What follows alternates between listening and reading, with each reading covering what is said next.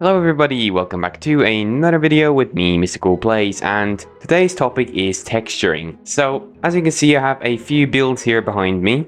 I have a untextured version, I have a very nicely textured version of the same build, and then I have a very poorly textured version of the same build, and I'm going to go over how to texture and for the texturing to make sense. So let's get to our first build. As you can see here, this is a very bland build, and it's also very simple with shape. It's basically two rectangles and then, triangular roof. And yeah, and then it's the chimney out the side. It's a very simple build. And it doesn't look bad. I wouldn't say it looks bad, but I'd say it looks a bit bland and a bit boring to look at. So this is where texturing comes into play. This is the same build, same shape, but it looks 100 times better, and it's because of the texturing. As you can see, with this build we're trying to sort of convey that this has been here for quite a long time. So as you can see, we have these sort of streaks of darker color, dark gray, going down the side of the wall, starting up here with the roof. It's basically meant to like convey that there has been a lot of rain here in the past, and it's a bit damp up here at the top, as well as under the windows, because that's where a lot of moisture gets trapped. So you have these sort of little darker streaks going down the windows and going down the roof, and also under the roof as well, to make it seem as if there's been a lot of rain and a lot of weathering happening. And of course down here we have a little bit of moss, green concrete powder and mossy cobblestone, just to sort of give us a little bit of a gradient of green here, a little spot of green, because a little spot of green, a little spot of greenery always makes your build look a little bit better. It also shows that down here there has been a lot of dampness, so there's a little bit of moss growing up the side of the build. And also, as you can see, this side a little bit better.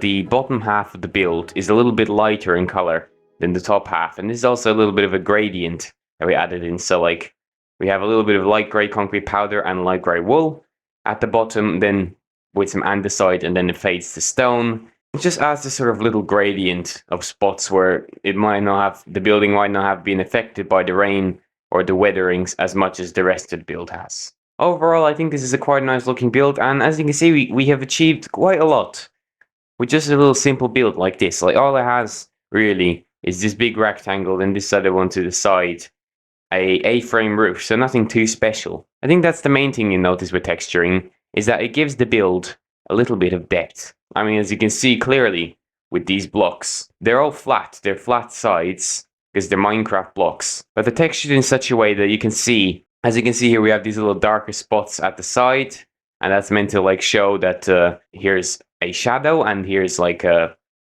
light, so like as if the light is coming from this angle at the bricks. It's also meant to make it look like it's not just a flat texture on a flat block, which it is. It looks 3D because of the texture. Same thing with the sandstone. As you can see here, is these sort of darker little spots to make it look like it's very sort of rugged and not very smooth. So yeah, this is how you should texture.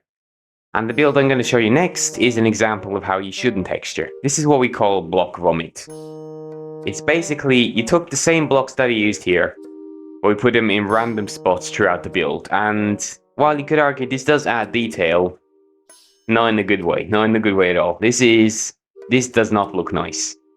First of all, there's a lot of contrast happening. As you can see, we have the oak wood right next to the stone, and so it looks very pronounced, and it sort of stands out a little bit too much, which is why in this build we use gradients. We went from the oak wood down to acacia, down to tuff, down to stone, and we don't just have stone and oak right next to each other, because that just doesn't really work together very well. So this build looks like a giant mess, and the same thing with the chimney, as you can see, is and a lot of people actually build like this. You'll see, I notice a lot of people do actually build like this because they try to texture, but they're just not doing it the right way. You need to use gradients, you need to use transitioning of the colors if you want to texture, and you need to make the texturing make sense. As you can see, there's only like these the darker spots under the windows because that's where a lot of moisture accumulates, unlike this build where it's just all over the place, random blocks. In fact, I would argue this build here is better than this build over here, because this is just a mess. You can't go from one color straight to another color. You need to fade the color a little bit to the other color,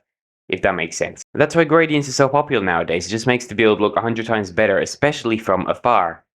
And doesn't really require that much knowledge. You just, a little bit of analyzing of colors. You see which color is darker than the other. You put the darkest ones next to each other, put the lightest ones next to each other, put the ones that are closest in color next to each other, and there you go. You got a gradient, and it's simple as that. Now, another thing people use texturing for is for depth, and as you can see, we do have a lot of more depth in this build than we do in these ones.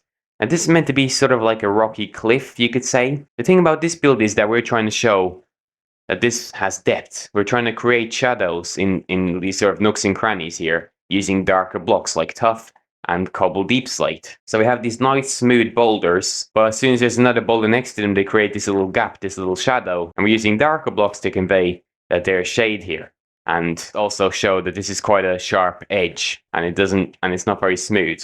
And again, we use the clay and the light gray concrete powder to sort of show that the sun is shining on it from this angle, and it just looks brighter and it looks smooth from the front. But then on the sides, it looks a little bit sharper, and it looks like there's shade there. Now, the next build we have over here is a house, I guess. But as you can see up the top near the roof, the color fades this sort of pinkish red. And then now near the bottom, we have this sort of yellow or white.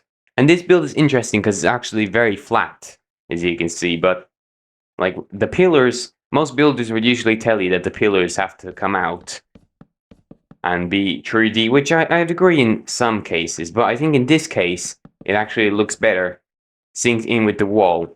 And I'll tell you what I mean, because as you can see here, these horizontal pillars are darker. I think that's meant to create a little bit of a 3D effect, if you think about it. And it also makes it look like this wood is more damp, because, you know, the water would get trapped in this wood easier. So, like, the pillars are, in fact, flush with the wall, but I think that actually looks better for this particular circumstance. We also have a gradient for the roof. You can imagine how boring this roof would look if it was all the same color. So this is why we add in gradients in our builds. So I hope you learned something new in today's video, and hopefully you can apply that for your future builds. My name has been Mystical Blaze, and this video has been lots of fun to make. I spent a bit too long building this, I must be honest, but I hope you enjoyed, and I hope you will take my advice and make your builds better with texturing. So, go away, you're free to go, bye. You watched the video, so yeah, go on, see ya.